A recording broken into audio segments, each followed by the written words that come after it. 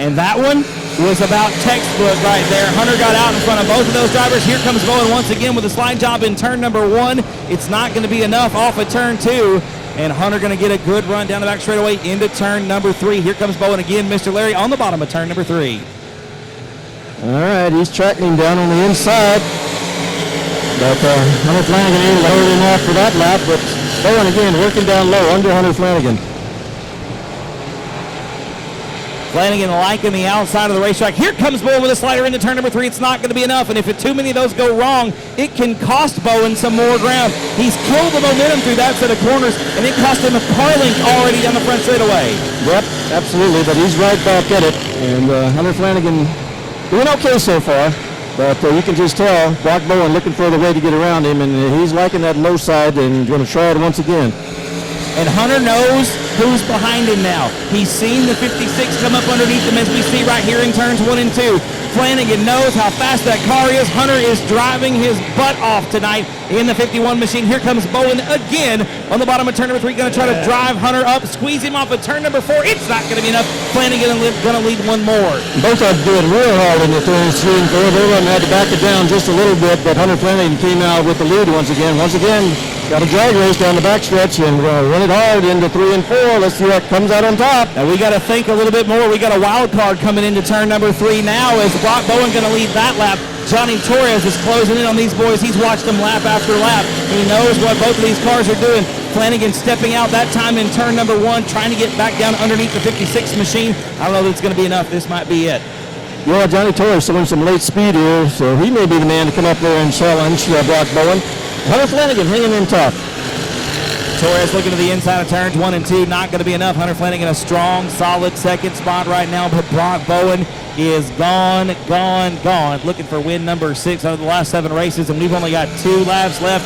1/2 mile around South Texas Speedway left to go. We come back off of turn number 2.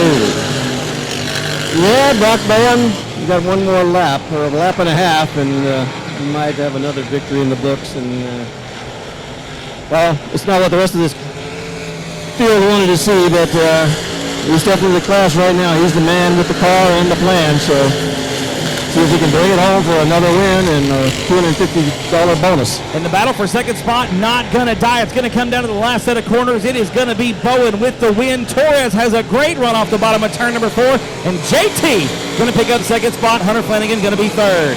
Victory for the driver out of Fannin, Texas. He's going to be climbing out of the race car in just a moment, ladies and gentlemen. Going to undo the belts. I tell you what, had to earn that one tonight. About the first half of the race behind Hunter Flanagan. He's climbing out of the race car, ladies and gentlemen. Make some noise for the 56 machine of Mr. Brock Bowen.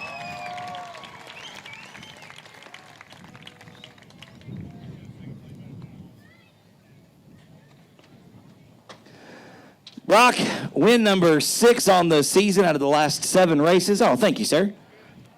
I tell you what, Hunter had a pretty good run there going about the first half of the race. Did you think if it wasn't for that caution, were you going to run him down? I think I started to about 2 laps before the caution did, but unbelievable job to Hunter and them guys at 89 Motorsports for Bruce doing his engines, and looked like he had a good run going. It was a good race. I'm thankful to be out here and race with good, clean drivers like that. You had a lot of good drivers up towards the front. You had yourself and Hunter and Johnny Torres and Dustin Butcher, all 5 of y'all right there together. A lot of good fast race cars with Jared Maupin in there as well. Did you have to work a little harder than you expected to the first half of that race? I just had to kind of regroup after he got out front because I kind of started following what he was doing.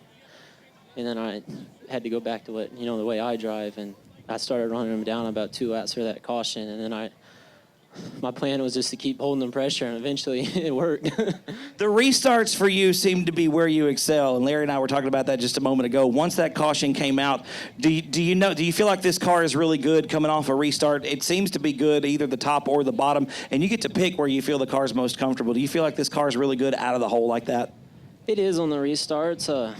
Everybody kind of has a fair advantage the first 2 to 5 laps because everybody's tires are fresh, and if you get a caution like that and they cool down, and everything kind of equals out the way it should be.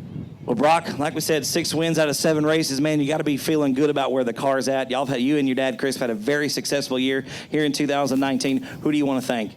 I want to thank my dad and mom, Fletcher Custom Engines, CBR Shocks, Innovative Race Cars, Chris Brown, Joey Smith, Whitaker family for all they've taught me, all these awesome fans that have came out, and Troy Crotchell too. Y'all give it up one more time. 6 wins in 7 races for Brock Bowen. Career victory number 21 here tonight at South Texas Speedway.